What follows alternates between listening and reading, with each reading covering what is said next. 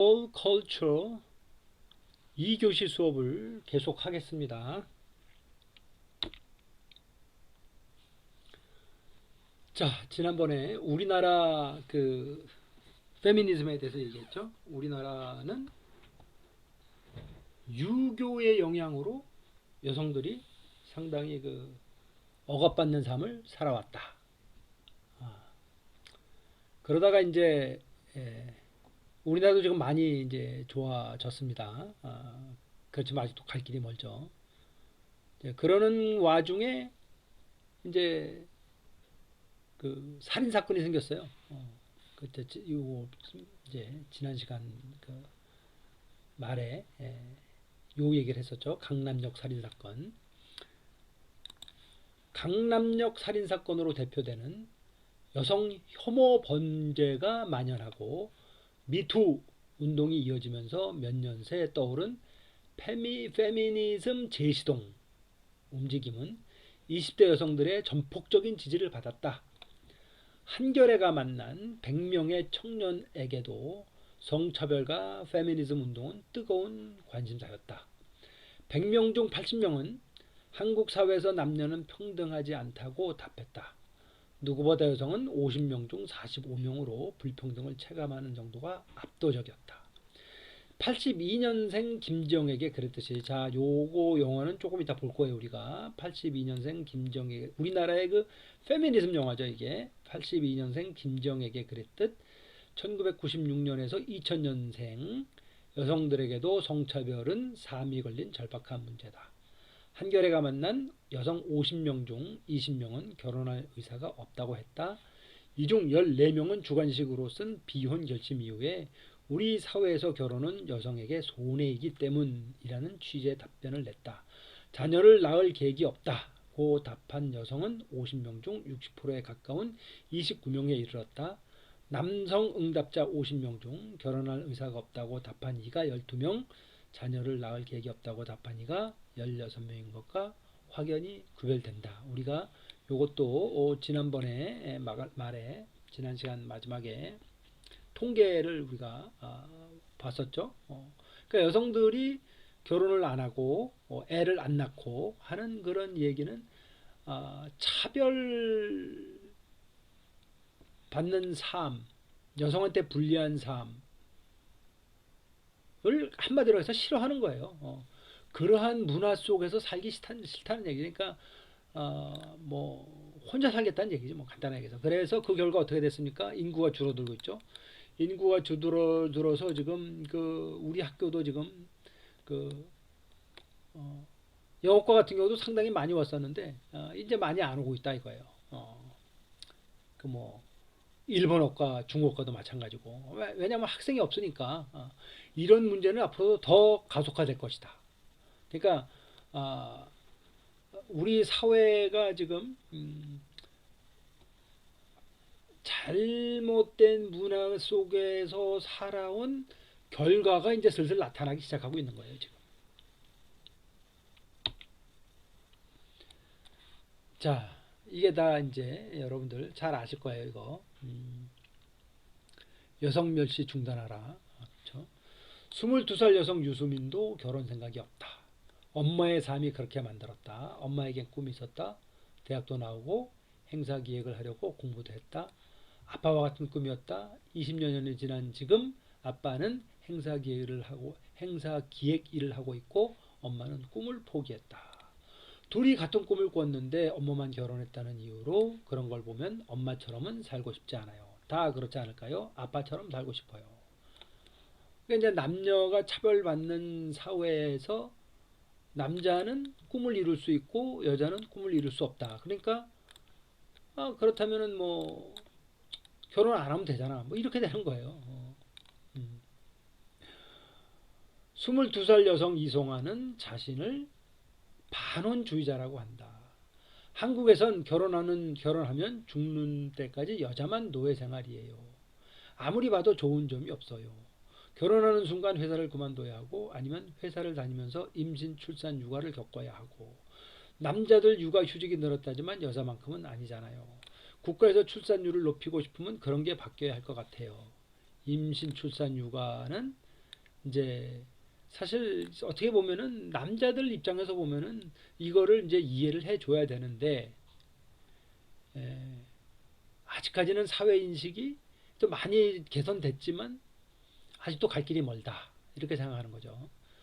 제가 대학생 때에 비하면은 이거 지금은 뭐 엄청 좋아진 겁니다. 그래도 갈 길이 멀지만 청년 100명은 성평등하지 않은 사회에 대한 문제의식을 대부분 공유하고 있었지만 서로에 대한 이해를 묻는 항목에서 간극을 드러냈다. 한국 남성의 분노에 공감한다고 답한 여성은 50명 중 11명인 반면 남성은 50명 중 25명이나 됐다. 그러니까 남성 분노에 공감한다는 얘기는 남성이 여성에 대해서 남성이 분노를 하고 있기 때문에 죽였다 이런 얘기예요. 말이 안 되는 거죠.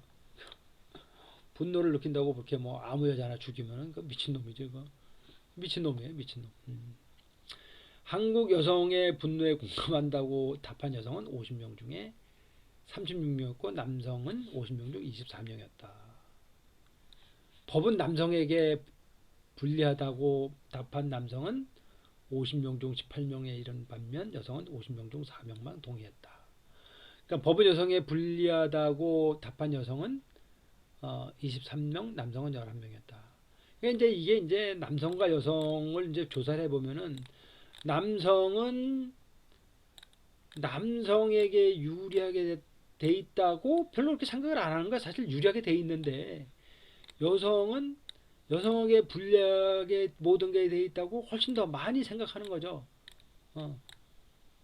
그러니까 이 서로 생각하는 간극의 차는 우리가 서로의 입장을 잘 이해를 해야 되고 그 다음에 이제 그래도 우리가 우리 사회를 살아오면서 어떤 그런 그 유교적인 관습 때문에 여성을 그렇게 억압하고 여성에게 불리한 법들, 제도들, 관습들이 있었다는 거를 먼저 남성들이 인정을 하고 들어가야 됩니다. 그래야지 이제 대화가 되는 거예요. 저는 그렇게 생각합니다. 자, 페미니즘에 대한 관점 차이가 컸다. 페미니즘.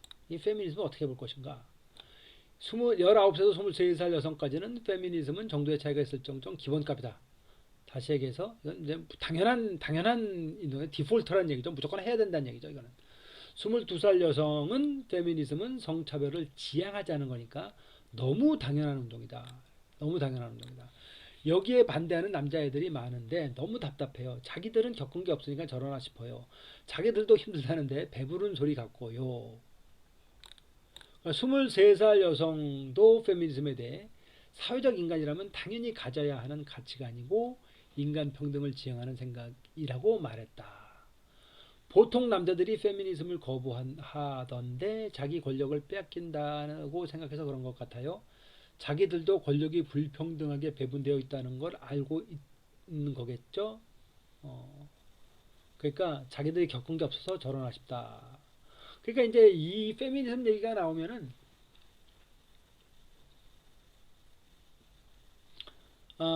이제 보세요. 그럼 남성들의 입장을 봅시다. 또 쏟아지는 또래 여성들의 분노를 남성 50명 중 절반은 이해하기 어렵다고 했다.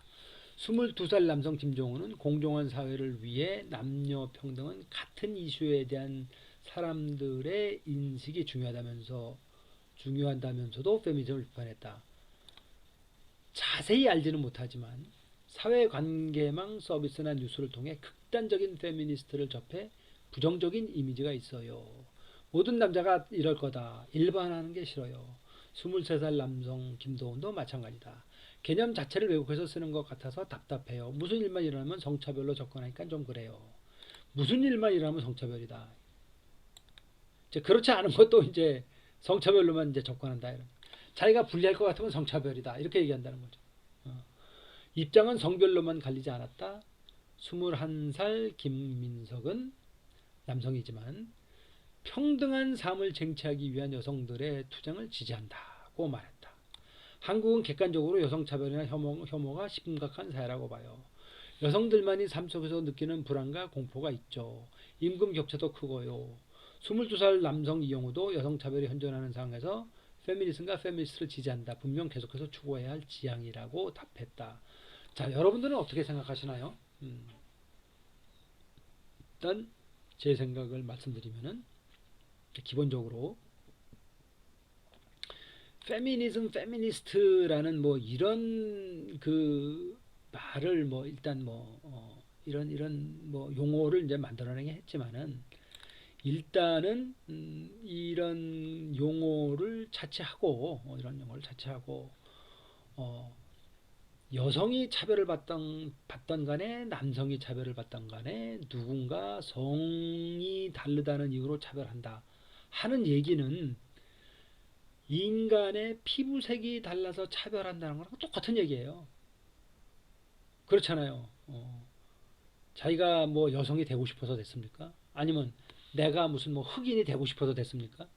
그런데 그런 걸로 인해서 차별을 받는다는 거는 뭐 이런 걸 떠나서 그건 잘못됐다 하는 게 제 기본적인 생각입니다. 그러니까 그거는 인간으로서의 존엄을 서로가 존중해 줘야 된다. 미국에서 그 아시안들이 지금 공격받으면 상당히 안타까운 생각이 많이 들어요. 그 사람이 아시아 사람이라는 이유로 공격을 받는 거잖아요. 그거는 우리가 제가 여성이기 때문에 공격받는 거다라는 거랑 똑같은 거예요. 그리고 또 반대로 남성이기 때문에 공격을 받는다. 이게 또 그럼 또 말이 안 되는 거잖아요. 그러니까 이거는 우리가 계속해서 극복해 나가야 할 사안이다. 이렇게 생각을 합니다. 저는.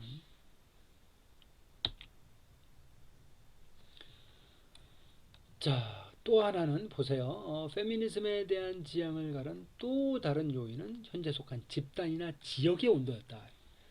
나는 한국 여성들의 분노에 공감한다는 말에 남녀 100명 중 60명이 공감했는데 서울 소재 4년제 대학에서는 그 비율이 현저히 높았다. 12명 중 2명을 뺀 14명의 14명이 여성의 분노에 공감했다. 반면 고졸취업자 10명 중에서 2명만이 여성의 분노에 공감한다고 답했고 전문대 대학생 사이에서는 14대 14로 공감하는 이와 공감하지 못하는 이의 비중이 같았다. 지역에서도 4년제 대학에서 여성의 분노에 공감하는 비율은 60-70% 정도로 높았다. 대전의 한 전문대 학생인 21살의 여성 정수경은 남자는 전공을 살려 어디든 나가는데 여자라서 나갈 수 있는 범위가 좁아 걱정이라고 했다. 그러면서도 페미니즘엔 손살을 쳤다. 아무 생각이 없어요. 내가 속한 게 아니면 관심이 없어요. 관심사가 아니에요. 인천의 전문대에 다니는 20살 여성 배미연도 페미니즘은 별로 안 좋아한다고 했다. 페미니즘은 남녀 평등에 간다는데 남자들은 요즘에는 너무 남자들을 범죄자 취급하고 무조건 편가르니까 진절머리가 나요. 이 사실 맞는 생각 같아요. 이렇게 페미니즘 그러니까 쟤는 여성 혐오자, 쟤는 남성 혐오자, 뭐 이런 그 접근을 해서는 안 된다는 얘기죠. 페미니즘 그래서 페미니즘이시다. 그래서 저도 그 페미니즘이라는 그런 말을 좋아하지 않는 거예요. 그러니까 페미니즘 말 속에는 그런 그 분노가 그 이미 그 들어간 그런 그 단어처럼 보인다 이런 얘기예요. 그러니까 우리 이런 얘기를 하지 말고 우리 사회의 성평등을 위해서 우리가 서로 노력을 하자. 그런 쪽으로 나가는 게 좋다 하는 거죠. 그러니까 자신을 페미니스트로 여기는 청년들은 이런 반응들이 오해에서 비롯된다고 봤다. 더 많은 소통이 필요하다는 거죠. 그렇죠. 더 많은 소통. 그러니까 이해를 해야 돼요. 이해. 우리나라의 문화, 우리나라의 역사, 또 세계의 문화, 세계의 역사가 왜 이런 현상을 가져오게 했나 그런 거를 먼저 이해하는 게 필요하다고 봅니다. 그래서 이제 교육이 필요한 거죠. 그렇죠? 사진을 전공 중인 22살 여성 김선희는 여성주의 영화를 만드는 단체 찍는 페미의 활동에서는 자타공인 페미니스트이다. 그러나 그는 저조차 가끔 남들 특히 남성들 앞에서 페미니스트라는 단어를 쓰기가 두려울 때가 있다. 그렇죠. 바로 이런 얘기예요. 그냥 여성주의자라고 하거나 인권운동을 한다고 돌려서 말하는 경우가 많아요. 그리고 나서 항상 집에 돌아온 길에 후회해요. 그러면서 덧붙였다. 그러니 페미니즘이 더 많이 노출되고 더 많은 사람의 입에 오르내려야 하는 단어라고 생각해요. 그러니까 그러니까 페미니스트에 대해서 어떤 그 공격적인 이미지를 갖고 있다는 거죠. 그러니까 자기네들도 이런 말을 쓰기 싫어한다는 얘기죠. 그렇지만은 우리가 양성평등을 위해서는 서로가 노력해야 할 부분이다 하는 얘기죠. 자, 그래서 바로 그때에 82년생 김지정이라는 영화가 나온 거예요. 그때에. 예. 자, 보세요. 젠더 갈등이라는 건 이제 남성과 여성의 갈등을 얘기하는 겁니다. 젠더 갈등의 중심이 된 소설과 마찬가지로 영화 역시 영화화 소식이 알려진 후 여러 비난에 시달렸다. 특히 개봉 전부터 평점 테러에 시달리기도 했다. 그러니까 영화가 나오지도 않았는데 1점을 주는 거야. 1점 평점을. 싫다는 거지. 그러니까 얘가 싫다는 거지. 이 영화가 싫다는 거지. 예. 소설과 마찬가지로 영화도 1982년에 태어난 김지영의 이야기를 다룬다. 소설을 쓴 조은암주 작가는 개봉에 앞서 영화를 관람한 후에 소설 속에 등장하지 않는 소품이나 장면들이 영화로 그려질 때 마음에 와닿고 인상 깊었다고 말했다. 이어 소설보다 한 걸음 더 나아간 영화라 생각한다. 김지영 씨에 대한 위로이자 저에게도 격려와 위로를 주었다. 관객들에게도 그런 영화가 되었으면 한다고 덧붙였다. 자, 2016년 출간된 소설은 이후 페미니즘을 상징하는 작품으로 떠올랐고 2016년에 무슨 일이 있었죠? 강남역 살인사건이 바로 2016년에 있었던 거예요. 그러니까 페미니즘을 상징하는 작품으로 떠올랐고 페미니즘은 지지층과 반대층 간의 갈등의 중심에 섰다. 그러니까 이제 엄청나게 그러니까 완전히 그냥 양분된 거죠. 일부 연예인은 책을 언급했다가 비난을 받기도 했다. 특히 레드벨벳 아이리는 지난해 3월 팬미팅 현장에서 그 책을 읽었다고 말했다가 일부 팬들로부터 비난을 받았다. 좀 웃기는 일이 벌어지고 있는 거죠. 우리나라가 상당히 재밌는 나라예요. 중앙대학교 사회학과 이나영 교수는 책이 출간된 시점을 강조했다. 책이 나오기 몇 달 전인 2016년 봄에 강남역 살인사건이 있었어요. 여성들은 처음에는 피해자를 추모했고 이후 한 단계 더 나아가 공감했습니다. 그리고는 결국 자신들이 느끼는 불안, 공포와 한국 사회 내 혐오 차별 문화와의 관계를 깨닫고는 더 이상 참지 않겠다는 결심을 했습니다. 책이 평범한 여성의 이야기인 것과 마찬가지로 당시 시작된 여성운동도 일반 여성들이 주도했다는 점을 이 교수는 주목했다. 한국에서 일반 여성의 삶은 이 교수는 책에 관해 특수한 사람 혹은 불행한 사람의 얘기가 아니에요. 평범한 여성의 생애 과정을 일반인 감수성으로 그렸어요. 그런데 아프죠. 그렇죠? 그런데 아프죠. 이게 상당히 중요한 말입니다. 예. 그러니까 남성의 생애 과정을 그리는 그런 소설은 없어요. 그러니까 여자의 일생 뭐 이런 건 많은데 남성의 일생 이런 건 없습니다. 그렇죠? 여러분들 뭐 그런 거 봤어요? 남성의 일생이라는 거? 82년생 김정희든 여자의 일생이든 뭐 여자의 삶을 다루는 영화는 상당히 많다. 그런 소설도 많아요. 마담 보바리 또 여자의 삶을 다루는 거고. 그다음에 그, 그 영국의 그 소설도 보면은 제인에요. 그 여자죠. 윌레트라고 하는 소설인데 그것도 여자를 다루는 소설입니다. 네. 왜냐하면은 여자를 다루는 소설이 많을 수밖에 없어요. 왜냐하면 여자들은 그 일장에 태어나자부터 약한 그런 그 입장에 태어나서 온갖 사회의 편견을 뚫고 싸우는 과정, 그런 과정을 이제 그리기 때문에 사람들이 여기서 재미를 느끼는 거예요. 여기서 이 사람은 이런 과정에서 어떻게 살아남을까? 그렇죠? 그 남성은 그런 과정이 아니니까 남성은 얘기를 쓸 게 없어요. 그렇죠? 재미도 없어요. 그렇죠? 그런데 아프죠. 그런 연령대에 따라 공감하는 부분이 다를 거라고 강조했죠. 그러니까 여성의 생애 과정이 뭡니까? 그러니까 여성은 뭐 며느리 역할, 뭐 와이프 역할, 뭐 엄마 역할, 뭐 이 온갖 역할을 다 해야 되는 거죠, 이게. 그러니까 힘들다는 거예요, 여자들이. 이제 그거를 그린 거죠, 이것도. 이 소설과 영화도.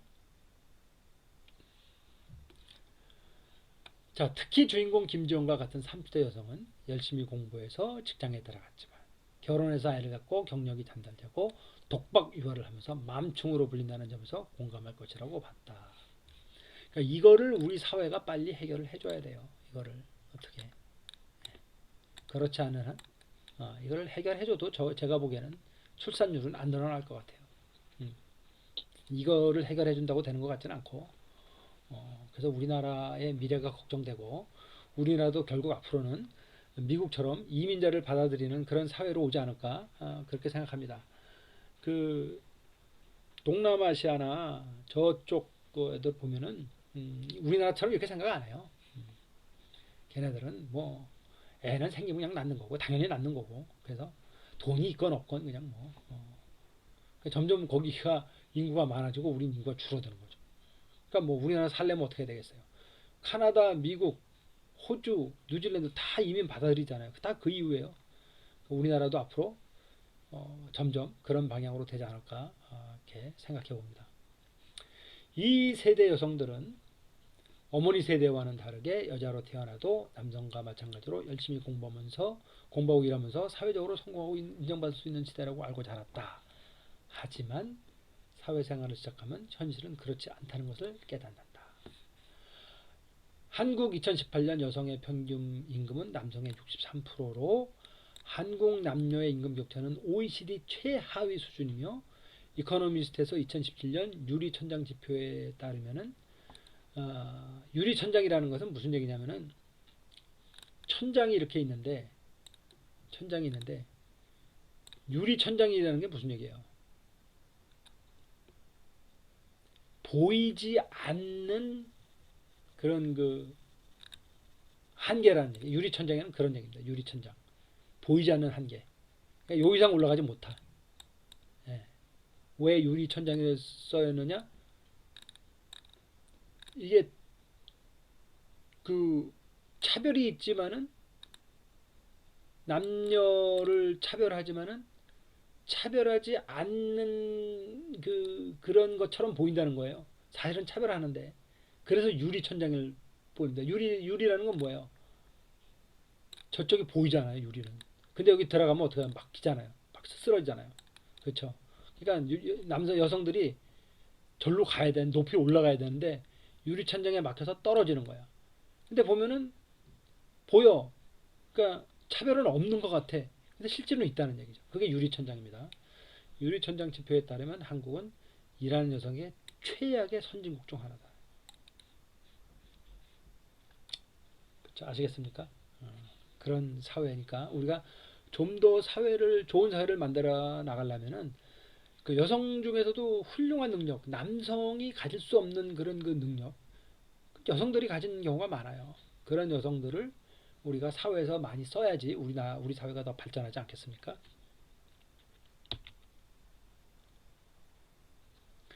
자, 그 다음에는 이제 성차별 언어. 그래서 우리가 서로 고치자 하는데 뭘 고치냐, 뭘 고치냐. 이제 이런 것부터 시작하자는 얘기예요. 이런 것부터. 그래서 여기 보시면은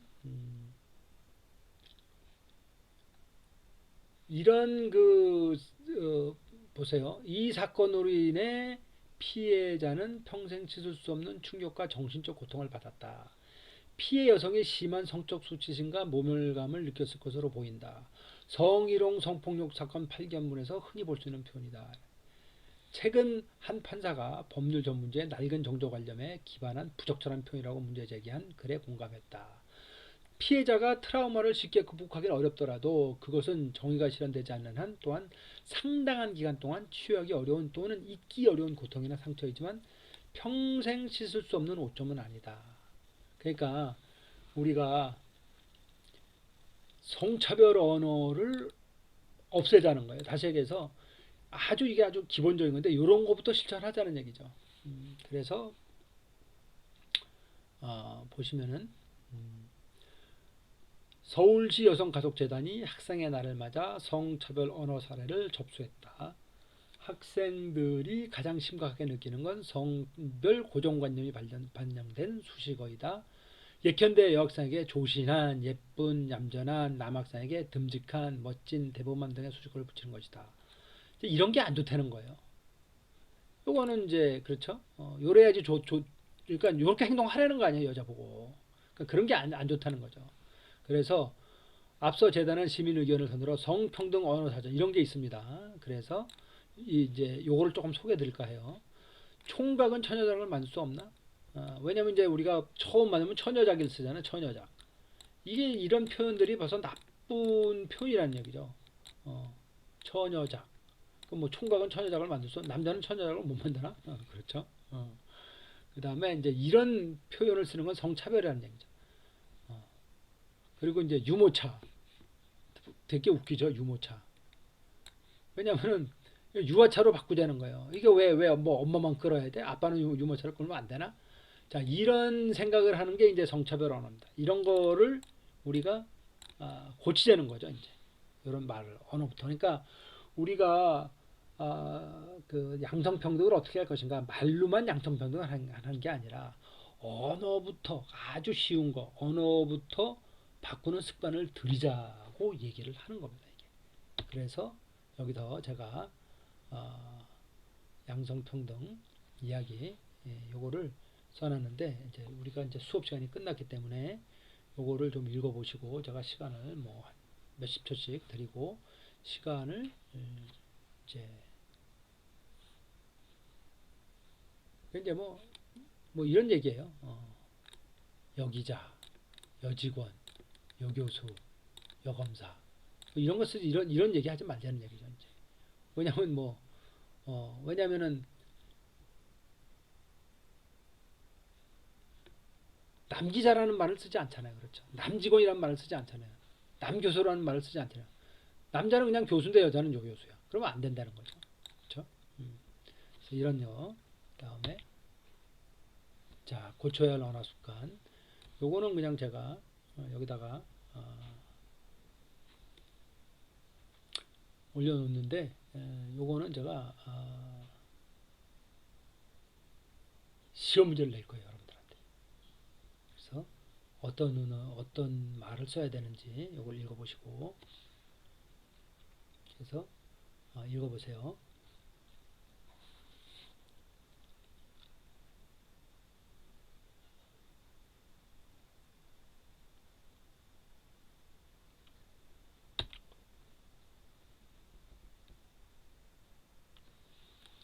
그 아까 한 얘기 그 같이 접근 같은 얘기입니다. 읽어보시고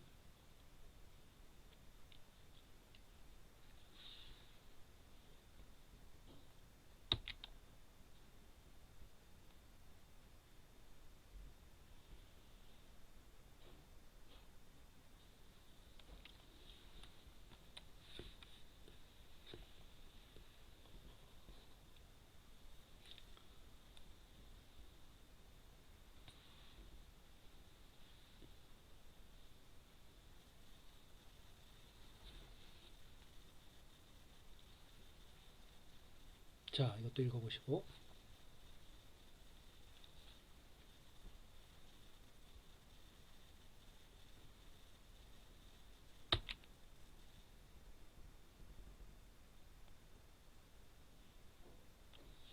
자 요렇게 쓰자는 거죠. 요렇게 요거를 제가 이제 시험제 낼 거예요. 요거를 성차별 언어 성평등하게 바꾸기.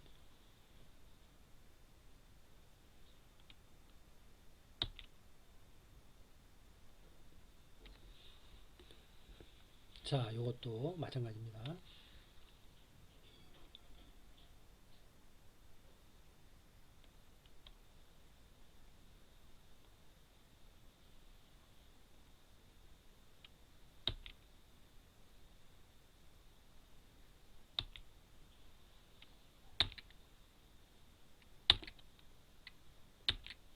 자 이번 시간은 여기까지만 하겠습니다.